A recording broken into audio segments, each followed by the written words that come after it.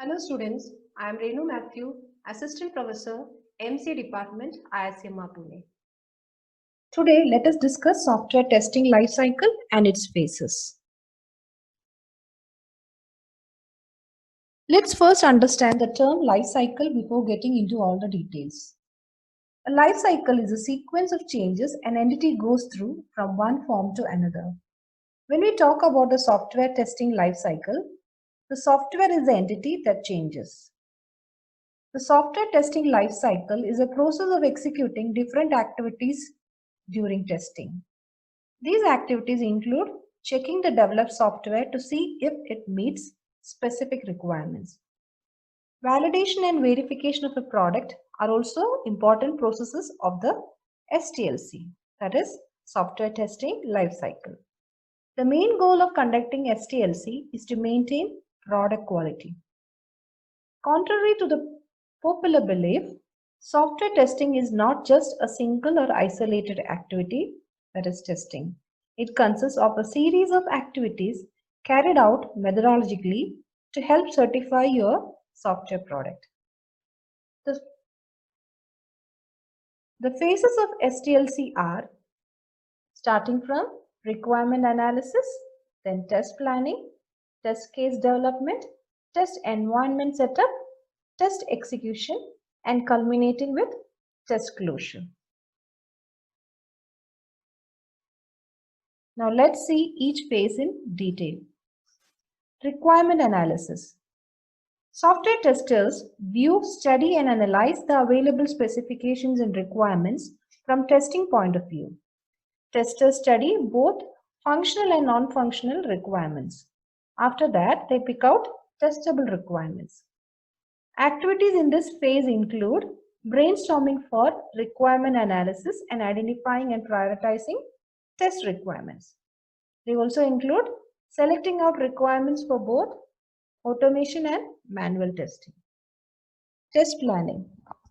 The second step is test planning, and the QA team creates this plan after analyzing all the necessary testing requirements. They outline the scope and objectives after understanding the product domain. The team then analyzes the risk involved and defines time schedules and testing environments to create a strategy. After that, management finalizes the tools and assigns roles and responsibility to individuals for testing. An appropriate timeline is also defined by which the testing of each module should be completed. To sum it up, the two primary outcomes of this phase include test plan documentation and an estimation of time and efforts. The third phase, test case designing and development. After development and planning, based on the test plan, testers design and develop test cases. Next comes the verification and validation of specified requirements in the documentation stage. Also, the reviewing, updating, and approval of automation scripts and test cases are essential processes of this phase. It also includes defining different test conditions with input data and expected outcomes. Test environment setup. Testing activities need certain environmental factors such as servers, frameworks, hardware, and software for executing developed test cases. Software and hardware configuration along with test data setup are the main components of this phase. And it is mandatory to smoke test, that is build verification test, to ensure that the build is stable and to equip the testers with bug reporting tools. It is the QA manager's responsibility to set up the test environment. Test execution. An application is ready for testing once the team is done with all the previous phases. The testers identify and create test data, which can take the form of inputs, data resident in databases, and other data repositories and system configuration data. Once the test data is identified, develop and prioritize test procedures using the test basis and test project constraints. Test bases are nothing but a document from which the requirements of a component or system can be inferred. For example, the specification or architecture document, the results of risk analysis, all this can be test bases. According to the test plan, the testers then execute test cases after finalizing and prioritizing the test cases. They also identify, detect, and log the defects, thus reporting the bugs. The team is also responsible for comparing expected results with the real outcome. Once the development team removes a bug, regression testing begins. Regression testing is to ensure that the software or application works even after deploying a change. If tests are automated, test harness is prepared and automated test scripts are written. Test closure, and that brings us to the last stage of the STLC. The end of test execution and delivery of the end product marks the onset of the test closure phase. The QA teams checks the test results and discuss them with other team members. Checks whether the planned deliverables have been delivered, ensures all incidents are resolved and documents the acceptance of the system. Finalize and archive testware, the test environment, test infrastructure for later use. Some other factors they consider are product quality, test coverage, and project cost. Apart from these, the team also considers test matrices, the fulfillment of goals, and their adherence to deadlines. Once they have a total grasp on what happened, they can evaluate the entire testing strategy and process and use this information gathered to improve test maturity. Now let us understand what is entry and exit criteria for testing. All 6 phases of a software testing lifecycle have entry or exit criteria associated with them. Testers need to finish executing the test cases within a fixed time. Also, they need to maintain the quality, functionality, and efficiency of the end product. Therefore, defining entry and exit criteria is a must. Entry criteria state which requirements the team has to take care of before starting the testing procedure. Before testing begins, it's mandatory to cross off all requirements. Exit criteria state the requirements and actions to be completed before the testing ends. In other words, they include items to cross off the test list and processes to complete before testing comes to a halt. To ease the testing process, it is important to make efficient use of time and resources. Following a systematic STLC not only results in quick bug fixing, but it also enhances the product quality. By increasing customer satisfaction, you will enjoy an increased return on investment and improved brand presence. Now let us learn V and W model in software testing. V and W model are the 2 most important models that are followed in the process of software testing. V model, also known as verification and validation model, it is similar to the waterfall model that follows a sequential path of execution of processes. On the other hand, W model is a sequential approach to test a product and can be done only once the development of the product is complete, with no modifications required to be done in between. V model. The V model is an SDLC model where execution of processes happens in a sequential manner, that is in a V shape, and is also known as verification and validation model. It is an extension of the waterfall model and is based on the association of a testing phase for each corresponding development stage. This means that for every single phase in the development cycle, there is a directly associated testing phase. This is highly disciplined model and a phase starts only after completion of the previous phase. In the V model, corresponding test phase of the development phase is planned in parallel. So there are verification phases on one side of the V and validation phases on the other side. The coding phase joins the two sides of the V model.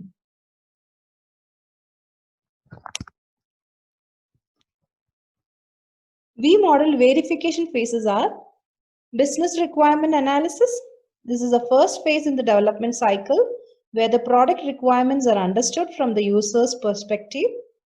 This phase involves detailed communication with the customer to understand his expectations and exact requirement. The acceptance test design planning is done at this stage as business requirements can be used as an input for acceptance testing. System design. Once we have the clear and detailed product requirements, it is time to design the complete system. The system design will have the understanding and detailing of the complete hardware and communication setup for the product under development. In this phase, the system test plan is developed based on the system design. Doing this at an earlier stage leaves more time for the actual test execution later. Architectural design. Architectural specifications are understood and designed in this phase. Usually more than one technical approach is proposed, and based on the technical and financial feasibility, the final decision is taken. The system design is broken down into modules taking up different functionality, which are referred to as high-level design. The data transfer and communication between the internal modules and with the outside world, that is other system, is clearly understood and defined in this stage. With this information, integration tests can be designed and documented. Module design. In this phase, the detailed internal design of the system modules is specified, which is referred to as low-level design. The unit tests are an essential part of any development process, and it helps eliminate the maximum faults and errors at a very early stage. The unit tests can be designed at this stage based on the internal module design. Coding phase. The actual coding of the system modules is taken up in the coding phase. The best suitable programming language is decided based on the system and the architectural requirements. The coding is performed based on the coding guidelines and standards.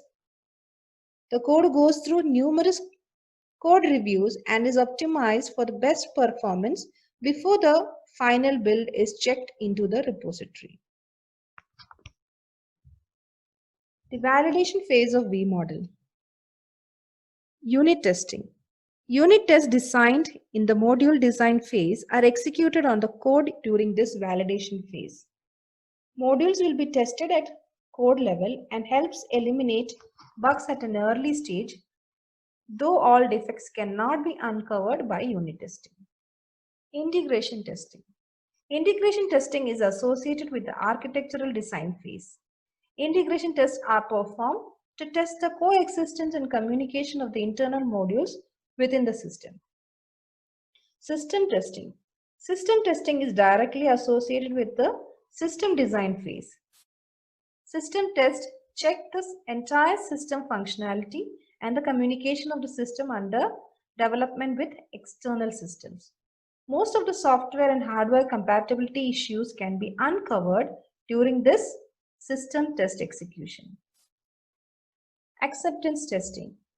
Acceptance testing is associated with the business requirement analysis phase and involves testing the product in user environment. It also discovers the non-functional issues such as load and performance defects in the actual user environment.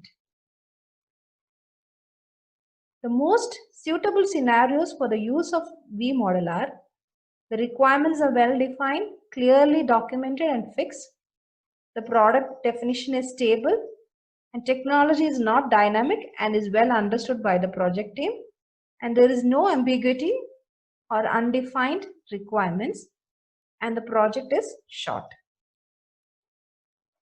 The advantage of the V model is that it is very easy to understand and apply. The simplicity of this model also makes it easier to manage. The disadvantage is that the model is not flexible to change, and just in case there is a requirement change, which is very common in today's dynamic world. It becomes very expensive to make the change.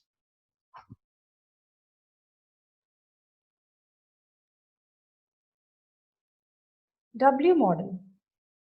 W model signifies the one-to-one relationship that exists between the documents and test activities. Using this model helps in ensuring that the testing of the product begins from the first day of the product's development. This model is known to deal with problems that could not be resolved using V model. W model can be divided into a number of stages that includes building test plan and test strategy to ensure that the product delivered is tested rigorously before delivery. Identifying the test scenarios for the product, preparing the test cases using test bases like specification and design documents, reviewing the test cases and sharing an update on the basis of review comments. The product is then sent for testing using various testing methodologies such as unit testing, integration testing, and specification-based testing or black box testing. Once the product is tested rigorously, it then undergoes regression test cycles and user acceptance testing. The advantages of W model are testing can run in parallel with development process, no division between constructive and destructive tasks, that is, coding and testing goes hand in hand. Often developers is responsible for removing the defects. The disadvantages are it is very complex to implement. Resource allocation might not be sufficient in most of the cases. Testing have equal weightage as many other activities in the development process. So when can W model be used? It can be used when V model is not enough, can be implemented when technical design, architectural design functionality comes to the picture. With this, we come to the end of this lecture. Stay tuned for the upcoming videos.